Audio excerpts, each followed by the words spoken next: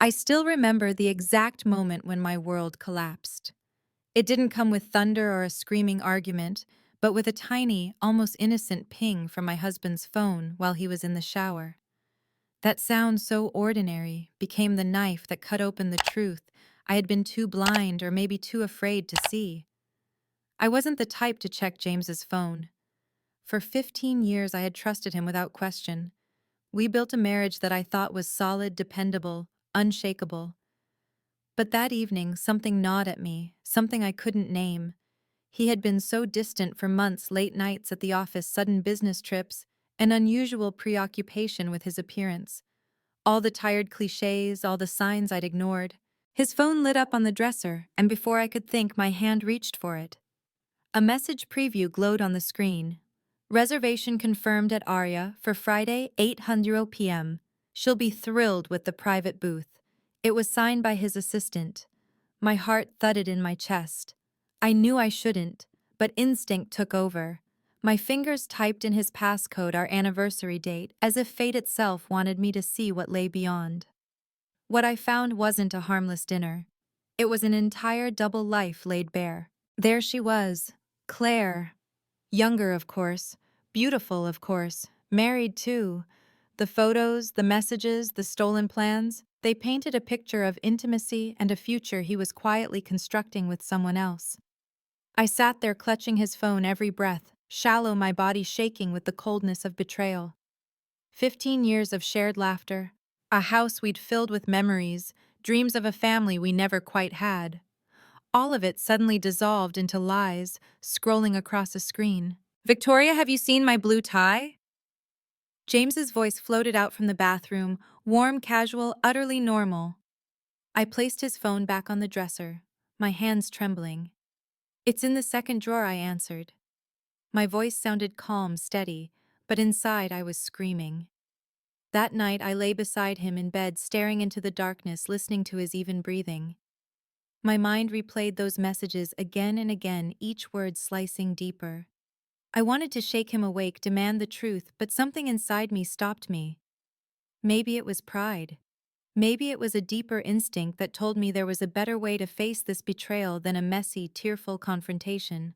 The next morning I kissed him goodbye as if nothing had changed. "Good luck with your presentation," I said. He smiled, thanked me, and left with a spring in his step. But I knew there was no presentation, only more lies. After he drove off, I called in sick to the university where I taught economics. My voice sounded steady on the phone, but my insides were twisting with fire. Then I did something I had never done before. I started investigating my own husband. It was frighteningly easy. James had grown sloppy, arrogant in his confidence that I trusted him.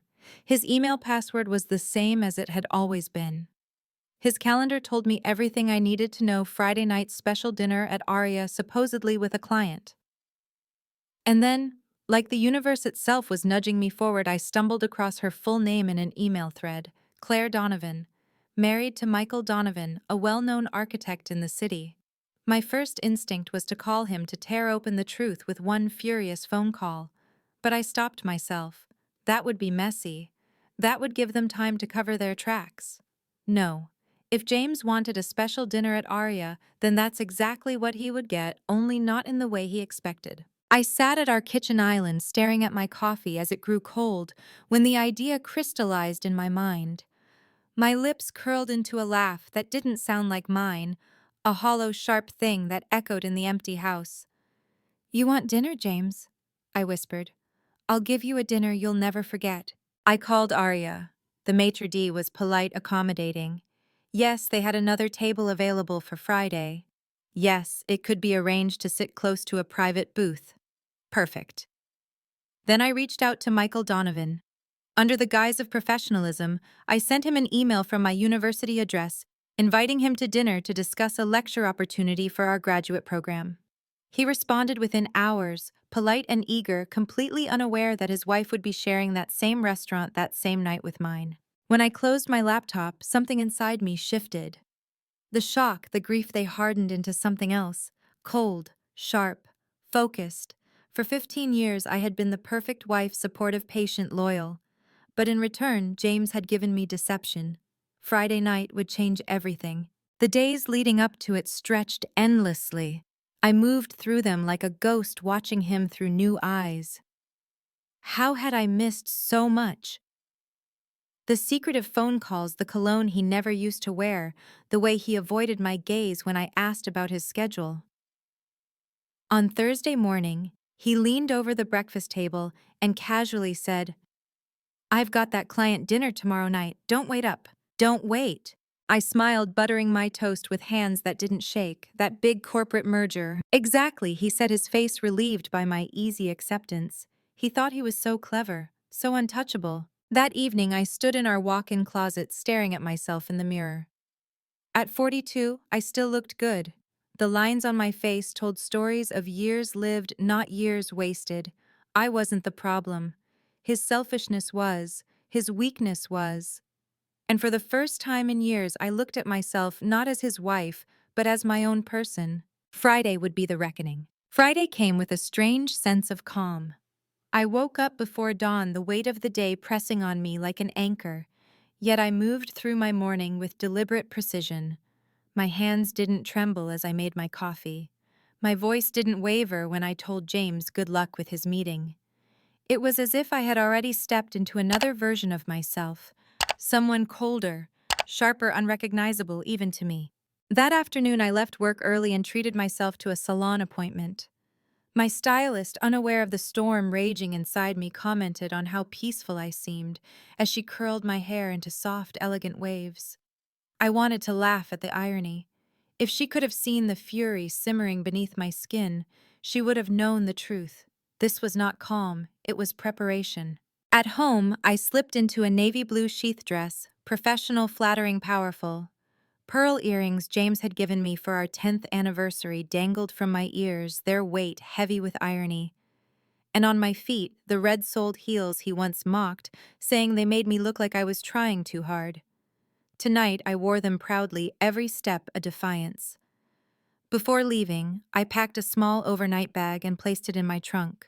Whatever happened tonight, I knew one thing for certain: I would not sleep under the same roof as James ever again.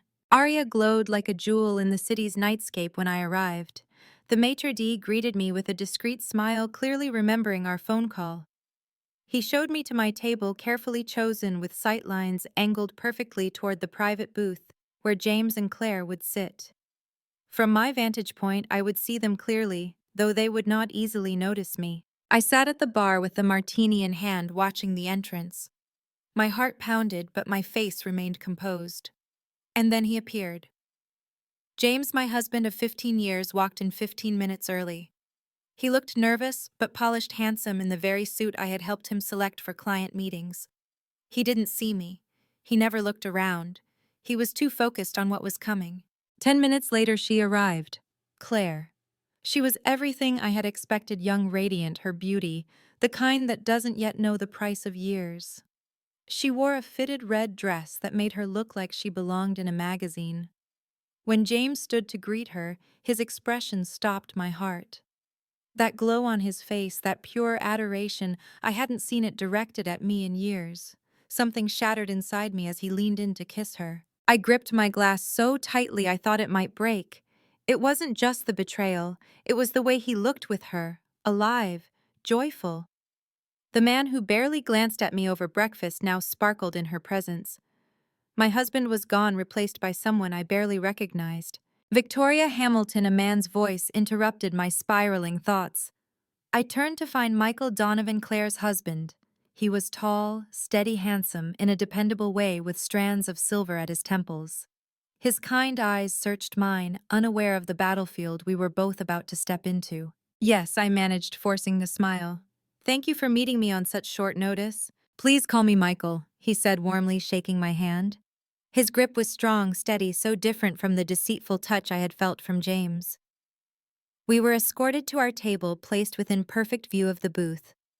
And there they were, my husband and his wife, sitting close, hands intertwined under the table, as if they had every right to this moment. I tried to focus on Michael as he spoke passionately about his architectural projects, but my eyes kept drifting. James was pouring champagne. Claire leaned close, laughing, her hand brushing his, as though I had never existed. Each movement cut me deeper. Victoria Michael's voice broke through my haze. Are you all right? You seem distracted. I swallowed hard and forced a smile. I'm fine. End of semester pressure, I lied. But my gaze betrayed me, slipping back to that booth. And then Claire excused herself, disappearing toward the bathroom. My chance had come. Would you excuse me for a moment? I asked Michael. He stood politely as I left, unaware of the storm in my steps. As fate would have it, I met her halfway, returning from the restroom. Our eyes locked. Recognition flickered instantly. She had seen my face before in photos on James's desk, perhaps. Her confident stride faltered. You're James's wife, she whispered. And you're Michael's, I replied evenly, tilting my head toward our table where her husband sat, oblivious. Her face drained of color, the facade cracking in real time. Please, she begged softly, her eyes darting between me and Michael. Not here. Why not here? I countered, my voice steady. Isn't this the perfect place? A beautiful restaurant. Romantic lighting. The perfect stage for truth. She reached out, her manicured hand trembling as it grasped my arm. Victoria, I can explain. Can you? I cut her off, sliding her hand away. Can you explain why you're betraying your husband while destroying my marriage? Can you explain why you thought you could build your happiness on the ruins of mine? Her eyes welled with tears. It's complicated. It always is, I said, my smile sad and sharp. Marriage, love, loyalty, complicated words, complicated choices. Behind her, I saw James notice us. His face blanched. He half rose from the booth, torn between approaching and pretending nothing was wrong. The walls of his lies were crumbling right in front of him. What do you want? Claire whispered desperately. That question startled me. What did I want? Revenge, justice, or something deeper? I want honesty, I said at last, my voice cutting through the restaurant's hum. Something both of you denied us for far too long. James appeared behind Claire just as the last word left my lips. His face was pale, his eyes darting around the room like a trapped animal. Victoria, what are you doing here? He asked, his voice low and panicked. I turned to him slowly, my expression calm, almost detached. Having dinner, I said evenly. Just like you. This isn't, he began, but I finished for him, my tone slicing through the air like glass. What it looks like, James, we're well past that line. Michael rose from our table, concern creasing his brow. Victoria, is everything all right? Do you know these people? The silence that followed felt like a stage spotlight had pinned the four of us in place. James looked at me with desperation, Claire with dread, Michael with confusion. For the first time in years, I held all the power. Yes, I said, finally locking eyes with Michael. Michael, I'd like you to meet my husband, James Hamilton. Then I turned slightly, my gaze falling on Claire. And I believe you already know Claire Donovan. The understanding dawned slowly across Michael's face. Confusion gave way to disbelief, then to the gutting clarity of betrayal. His voice cracked as he spoke her name. Claire, how long? She didn't answer. She didn't need to. The silence was its own confession. I expected to feel triumphant in that moment, to bask in the satisfaction of their exposure. But instead, a heavy sadness settled over me as I watched Michael's expression collapse, mirroring my own heartbreak. Perhaps we should continue this conversation somewhere more private, I suggested, my voice calm despite the storm inside me. James reached for me, desperation leaking from his every word. Victoria, listen, we need to talk about this. We certainly do, I interrupted. But not here, and not just the two of us. The maitre d', sensing the tension, approached nervously. Is everything all right with your dining experience, madam? I forced a polite smile. Actually, we've had an unexpected change of plans. Could you combine our reservations? We'll need a table for 4. His eyes flicked over us, registering the strain without comment. Of course, right this way. We were led into a private dining room. The waiter rearranged the table quickly, then left us in a silence so thick it was suffocating. James and Claire sat side by side, Michael and I opposite them. The symbolic division wasn't lost on anyone. How did you know? James finally asked, his voice tight. Does it matter? I replied. I suppose not. He dropped his gaze, shame etched into the lines of his face. Michael's eyes stayed locked on his wife. His voice was flat, hollow. Were you ever going to tell me? Claire's mascara had begun to streak down her cheeks. I don't know, she whispered. That's the problem with affairs, I said quietly. They exist in fantasy where no real decisions have to be made. But eventually reality arrives. It always does. James looked at me with something like bewilderment. You're being very calm about this. What did you expect, James? I asked, my voice steel beneath the calm. That I'd scream, throw wine in your face, give you the comfort of calling me hysterical while you play the victim. His lips pressed together, ashamed. I've had 3 days to process this, I continued. 3 days to look back over 15 years and see them for what they were. A long list of moments where you chose deceit over honesty. And do you know the worst part? Claire's head snapped up, her voice trembling. You've known for 3 days you planned this. Yes, I answered evenly.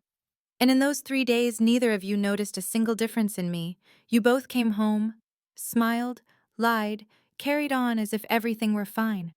James, you looked me in the eyes and told me about this client dinner without a flicker of guilt. I didn't want to hurt you, James muttered weakly. Michael laughed bitterly, the sound sharp.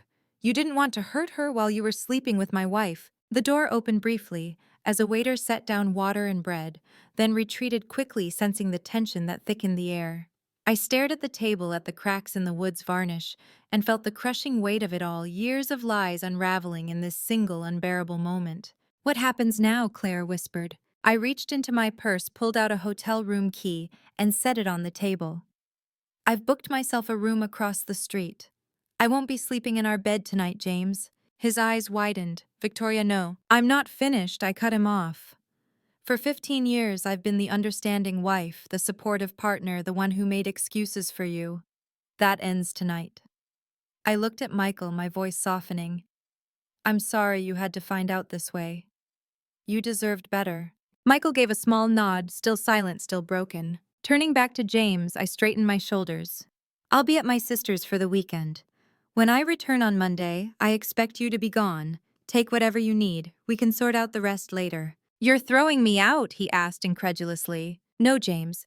You threw yourself out the moment you decided our vows were optional. Then I looked at Claire, my tone icy but final. He's yours now. No more secrecy. No more stolen moments. Just the reality of a man who betrays his commitments when they become inconvenient. I stood, placed my hand on the door, then glanced back one last time. And dinner's on James's corporate card. You both seem familiar with that arrangement. Without waiting for a response, I left them there. 4 lives cracked open in one night. My heels clicked against the marble floor as I walked out into the cool night air, head high, heart in pieces. Across the street, the Grand Meridian Hotel glowed, waiting to hold my grief. The moment the hotel door closed behind me, I collapsed against it. The weight I had carried for 3 days came crashing down all at once. I slid to the floor, my back pressed against the cool wood, and the sobs tore out of me in great ragged waves. These weren't delicate tears.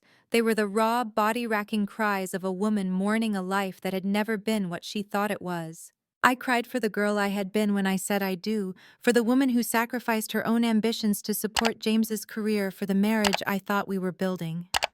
I cried for every quiet moment I had cherished, every anniversary toast, every whispered plan for a future that would never come true. Each memory now felt poisoned, tainted by his betrayal. By the time my sobs finally quieted, the room was dark. I had booked a luxury suite with a view of the glittering city skyline, but I felt none of its comfort. I was alone in a space meant for celebration, and the loneliness was unbearable. I pressed my face into my hands and wondered if this hollow ache would consume me entirely. A knock startled me. My heart leapt with fear that James had followed me, that he was here to beg, to twist the knife deeper with pleas of forgiveness I couldn't bear to hear.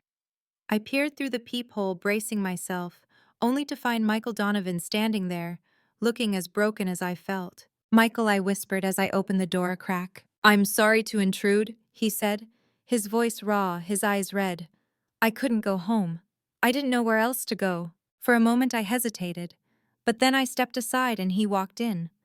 We were no longer strangers.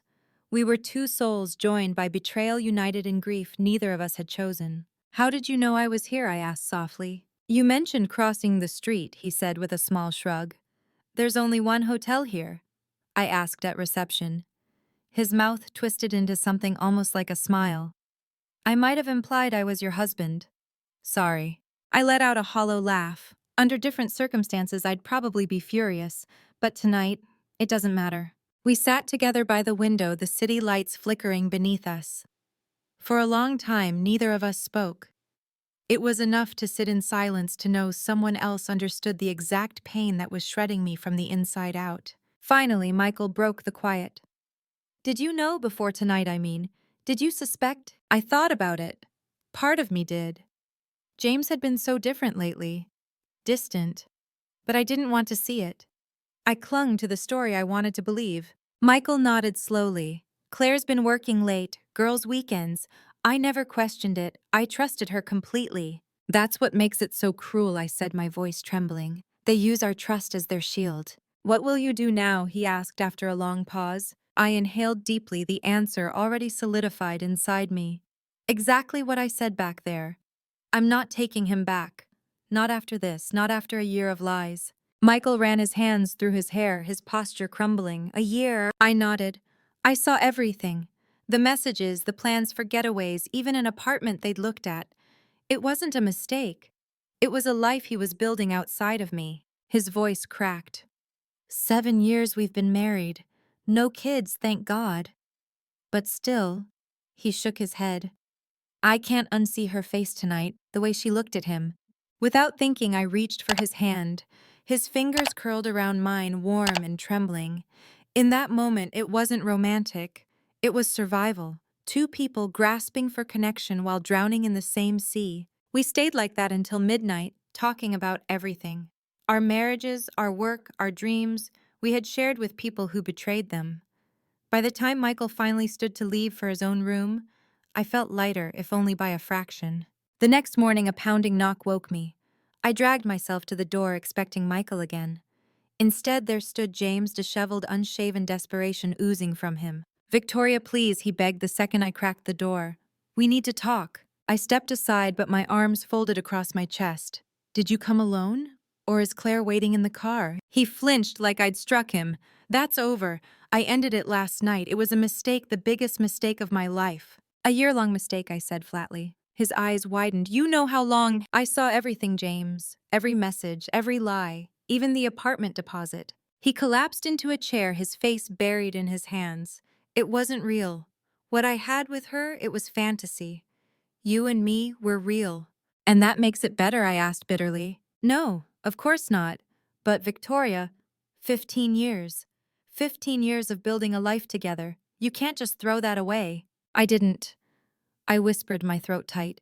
You did, with every lie you told, with every time you chose her over me. His eyes filled with tears. I'll do anything. Therapy, total transparency, whatever it takes. Please don't give up on us. I studied him carefully. This was the man I had loved for so long, the man I had built a home with. But now all I could see was the stranger who had systematically betrayed me.